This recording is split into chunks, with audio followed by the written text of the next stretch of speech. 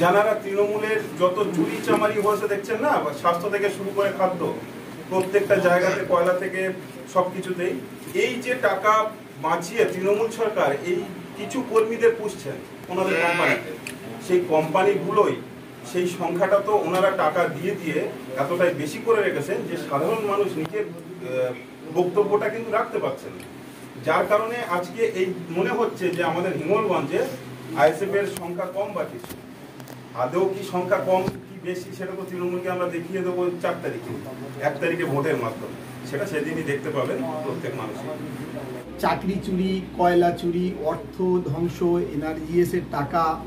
যেভাবে একটা দুর্নীতির জায়গা তৈরি হয়েছে, সেই জন্য আমরা চাইছি আগামী দিনের সমাজ বাঁচানোর লড়াই, সংবিধান বাঁচানোর লড়াইয়ে যুব সমাজকে এগিয়ে আসতে হবে এবং সেই জন্য আজকে আইএসএফ এর তলায় আসা এবং আগামী দিনে আশা করব হিঙ্গলগঞ্জ বিধানসভা আইএসএফ একটা শক্ত ঘাঁটি তৈরি হবে এবং আমাদের এমপি সাহেব উনি এখানে আছেন। আগামী দিনে হিঙ্গলগঞ্জ নদীমাতৃক দেশ, আমাদের হিঙ্গলগঞ্জ বিধানসভার পক্ষ থেকে ওনার কাছে একটা বার্তা দেব যাতে আমাদের নদীমাতৃক দেশে একটা কংক্রিট বাঁধ হয় এবং জনগণ যাতে নির্বিঘ্নে শান্তিতে ঘুমাতে পারে, এই বার্তাটা হিঙ্গলগঞ্জবাসীর পক্ষ থেকে আমাদের আগামী দিনের লোকসভার প্রার্থী আক্তার রহমান ভাইয়ের কাছে আমাদের এটা দাবি হিঙ্গলগঞ্জবাসীর পক্ষ থেকে।